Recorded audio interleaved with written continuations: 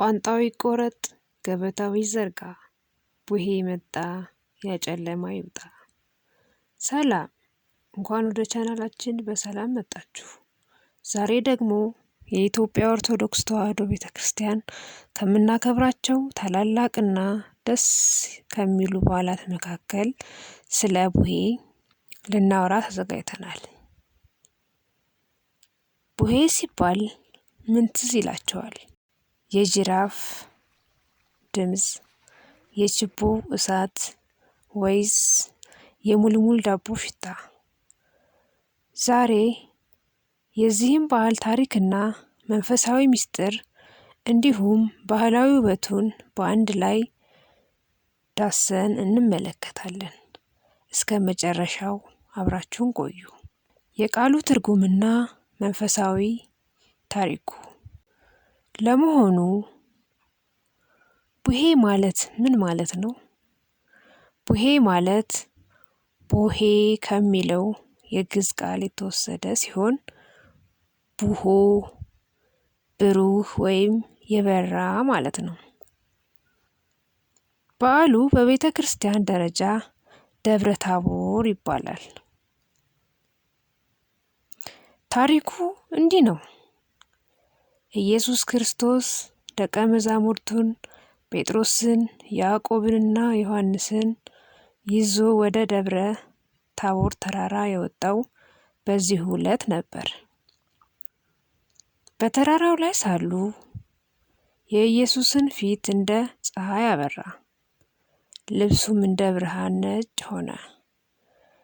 ይህ በዓል የጨለማው ዘመን አልፎ የብርሃን ዘመን መምጣቱን እንዲሁም የክርስቶስ አምላክነት የተገለጠበት ታላቅ ቀን ተደርጎ ይከበራል።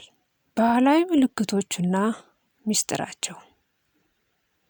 ቡሄ ሲባል የማይረሱ 3 ታላላቅ ባህላዊና መንፈሳዊ ምልክቶች አሉ። አንደኛ፣ ሙልሙል ዳቦ። በደብረ ታቦር ተራራ ላይ ጌታችን መልኩ ሲለወጥ ደቀ መዛሙርቱ በቦታው ቆይተው ስለነበር እረኞችና ቤተሰቦቻቸው ስንቅ ይዘውላቸው ወደ ተራራው መጥተዋል። የያዙትም ስንቅ ሙልሙል ዳቦ ይባላል። ዛሬም ድረስ እናቶች ለታዳጊዎችና ለሆያ ሆዬ ዘማሪዎች ሙልሙል ዳቦ የሚያዘጋጁት ያንን ታሪክ ለማስታወስ ነው። ሁለተኛ፣ ችቦ ማብራት። በዓሉ በሚከበርበት ዋዜማ ነሐሴ 12 ማታ ችቦ ይበራል። ይህም ክርስቶስ በደብረ ታቦር ያበራውን ታላቅ ብርሃንና ጨለማን ማሸነፉን ያመለክታል። ሶስተኛ፣ ጅራፍ ማጮህ የነጎድጓድ ድምፅን ያመለክታል። አብን ከሰማይ የመረጥኩት ወልዴ ይህ ነው ሲል የተናገረውን ድምፅ ለማስታወስ ታዳጊዎች ጅራፍ ያጮሃሉ።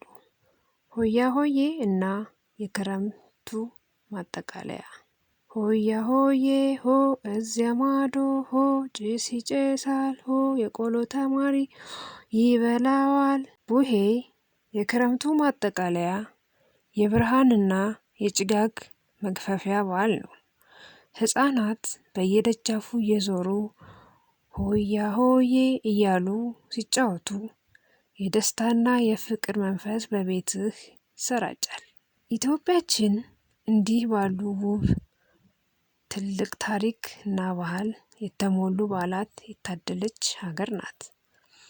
ቡሄ የፍቅር የብርሃንና የሰላም በዓል ይሁንልን። ይህ ቪዲዮ ከተመቻችሁ ላይክ ማድረጋችሁን አትርሱ። ለወዳጅ ዘመዶቻችሁ እንዲደርስ ሼር አድርጉት። እንዲሁም ሌሎች ተመሳሳይ ታሪኮችን ለማግኘት ቻናላችንን ሰብስክራይብ በማድረግ የደውል ምልክቷን ይጫኑ። ለቀረበው መረጃ ያላችሁን አስተያየት ከታች ኮሜንት ላይ ጻፉልኝ። መልካም የቡሄ በዓል ይሁንላችሁ። ቸር እንሰንብት።